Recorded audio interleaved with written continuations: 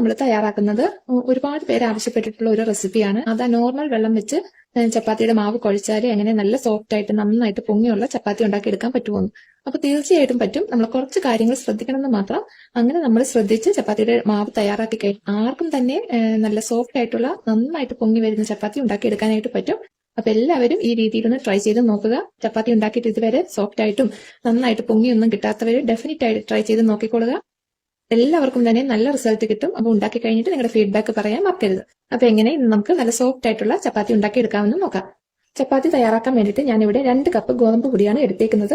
നമുക്ക് ഈ പൊടിയിലേക്ക് ഒരു 2 ടീസ്പൂൺ നെയ്യ് ഇട്ട് കൊടുക്കാം. പാകത്തിന് ഉപ്പും കൂടി ഇട്ട് കൊടുക്കാം. ഈ നെയ്യും ഉപ്പും കൂടി നല്ലപോലെ ഒന്ന് യോജിപ്പിച്ചെടുക്കണം. ആ പൊടി നന്നായിട്ട് പൊടിയുടെ എല്ലാ ഭാഗത്തും ആ നെയ്യും ഉപ്പും നന്നായിട്ട് പിടിച്ചു കിട്ടണം.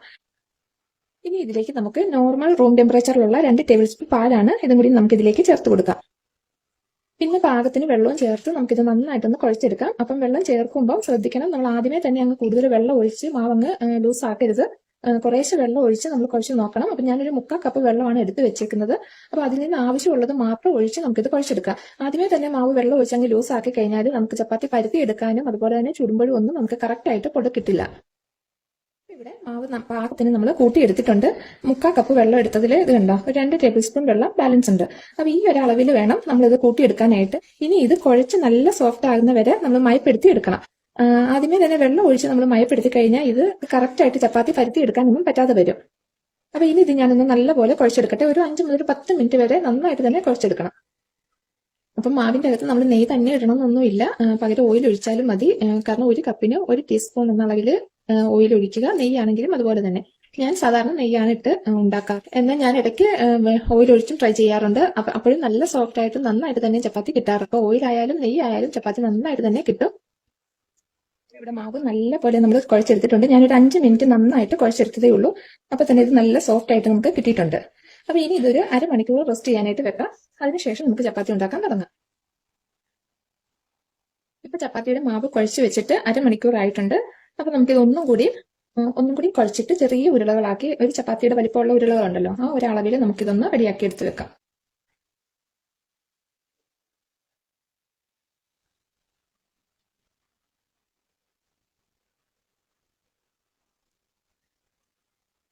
ഇനി നമുക്ക് ചപ്പാത്തി ഒന്ന് പരത്തിയെടുക്കാം. ഞാൻ ആദ്യം തന്നെ ഒരു പ്രസ് പാനിൽ ഒന്ന് പ്രസ് ചെയ്തെടുത്തിട്ടാണ് പരത്താനായിട്ട് തുടങ്ങുന്നത്. അപ്പൊ പ്രസ് പാൻ ഇല്ലാത്തവർക്ക് ജസ്റ്റ് കൈ വെച്ചൊന്ന് പ്രസ് ചെയ്ത് കൊടുത്തിട്ട് പരത്തിയെടുത്താൽ മതി. ഇവിടെ പ്രസ് പാൻ ഉള്ളത് കൊണ്ട് അങ്ങനെ അങ്ങ് ചെയ്യുന്നത് മാത്രമേ ഉള്ളൂ. അതിനുശേഷം നമ്മൾ പൊടിയിലൊന്ന് മുക്കിയെടുക്കണം. അപ്പൊ ഞാൻ സാധാരണ പരത്താനായിട്ട് എടുക്കുന്നത് അരിപ്പൊടിയാണ്. അരിപ്പൊടി വെച്ച് പരത്തുമ്പോൾ നമുക്ക് വളരെ ഈസി ആയിട്ട് പരത്തിയെടുക്കാൻ പറ്റും. അതുപോലെ തന്നെ ഒരുപാട് പൊടിയൊന്നും യൂസ് ചെയ്യേണ്ടി വരുന്നില്ല. അപ്പൊ ഇതുപോലെ പരുത്തി നോക്കിയിട്ടില്ലാത്തവരൊന്ന് പരുത്തി നോക്കുക. അതുപോലെ തന്നെ പരത്താനായിട്ട് ഇതുപോലെ ഒരു പേപ്പർ ഇട്ട് കൊടുക്കുകയാണെങ്കിൽ വളരെ ഈസിയാണ് നമുക്ക് പരത്തിയെടുക്കാനായിട്ട്. അപ്പൊ ഇതുവരെ ഈ രീതിയിൽ ട്രൈ ചെയ്ത് നോക്കിയിട്ടില്ലാത്തവർ ഒന്ന് ട്രൈ ചെയ്ത് നോക്കൂ. ചപ്പാത്തി പരുത്തി എടുക്കുമ്പോൾ ശ്രദ്ധിക്കേണ്ട കാര്യം എന്ന് പറയുന്നത് നമ്മൾ എപ്പോഴും ഒരേ കനത്തിലായിരിക്കണം ചപ്പാത്തി പരുത്തി എടുക്കേണ്ടത്.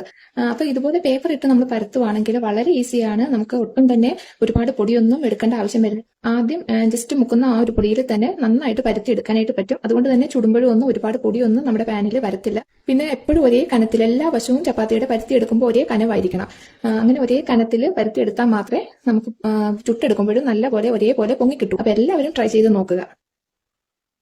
ഇപ്പൊ ഇവിടെ മുഴുവൻ ചപ്പാത്തിയും പരത്തി എടുത്തിട്ടുണ്ട്. ഇത് കണ്ടോ, എല്ലാം ഒരേ കനത്തിൽ നല്ല നൈസായിട്ട് തന്നെ പരത്തി എടുത്തിട്ടുണ്ട്. അപ്പൊ ഇനി ഇത് നമുക്ക് ചുട്ടെടുക്കാം. അപ്പൊ ചുടുമ്പോൾ ശ്രദ്ധിക്കേണ്ട കുറച്ച് കാര്യങ്ങളുണ്ട്, അത് ഞാൻ പറഞ്ഞുതരാം. അപ്പൊ ആ രീതിയിൽ നമ്മൾ ശ്രദ്ധിച്ച് ചപ്പാത്തി ചുട്ടെടുക്കുവാണെങ്കിൽ നല്ല പോലെ നമുക്ക് പൊങ്ങി നല്ല സോഫ്റ്റ് ആയിട്ട് കിട്ടും. ഇവിടെ ചപ്പാത്തി ചുടാനായിട്ട് ഞാനൊരു പാൻ എടുത്ത് വെച്ച് സ്റ്റവ് ഓൺ ആക്കിയിട്ടുണ്ട്. അപ്പൊ പാൻ നല്ല പോലെ ചൂടായതിനു ശേഷം മാത്രമേ നമ്മൾ ഇതിലേക്ക് ചപ്പാത്തി ഇട്ട് കൊടുക്കാവുള്ളൂ. അതുപോലെ തന്നെ ഫ്ലെയിം എപ്പോഴും ഹൈ ഫ്ലെയിമിൽ തന്നെ ഇരിക്കണം ചപ്പാത്തി നമ്മൾ ചുടുന്ന സമയത്ത്. എങ്കിലേ ഉള്ളൂ നമുക്ക് കറക്റ്റ് ആയിട്ട് നന്നായിട്ട് പൊങ്ങി കിട്ടുള്ളൂ.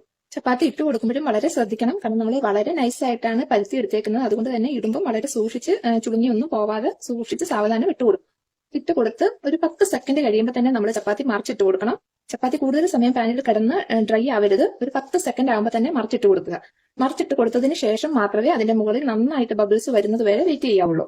ആദ്യമേ തന്നെ നമ്മൾ ബബിൾസ് വരാൻ വേണ്ടി വെയിറ്റ് ചെയ്ത് കഴിഞ്ഞാൽ ചപ്പാത്തി മറിച്ചിട്ട് എടുക്കുമ്പോൾ നമുക്ക് നന്നായിട്ട് പൊങ്ങി കിട്ടില്ല. ഇനി ഇത് നമുക്കൊന്ന് മറിച്ചിട്ട് കൊടുക്കാം. അതിനുശേഷം പതുക്കെ ഒന്ന് നമ്മുടെ ചട്ടക ഇതിന്റെ മുകളിൽ ഇങ്ങനെ വെച്ച് കൊടുത്താൽ മതി. അപ്പൊ ഇത് നല്ല പോലെ പൊങ്ങി വരും. ഇത് കണ്ട,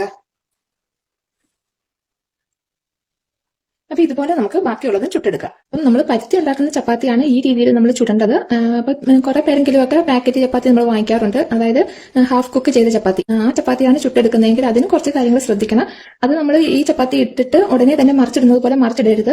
അതാകുമ്പോൾ ഓൾറെഡി ഒരു ഹാഫ് കുക്ക് ചെയ്തതായതുകൊണ്ട് തന്നെ അതിന്റെ ഒരു വശത്ത് നന്നായിട്ട് ബബിൾസ് വന്നതിന് ശേഷം മാത്രം മറിച്ചിടുക, എങ്കിലേ അത് നല്ലപോലെ നമുക്ക് പൊങ്ങി കിട്ടുള്ളൂ. ഇത് നമ്മൾ ഫ്രഷ് ആയിട്ട് ഉണ്ടാക്കിയിട്ട് ആക്കുന്നത് കൊണ്ടാണ് ആദ്യം ജസ്റ്റ് ഒരു 5-10 സെക്കൻഡ് ആകുമ്പോൾ തന്നെ ഒന്ന് മറിച്ചിട്ടിട്ട് വീണ്ടും ആ വശത്ത് നല്ലപോലെ ബബിൾസ് വന്നതിന് ശേഷം മറിച്ചിട്ട് ഉണ്ടാക്കുന്നത്.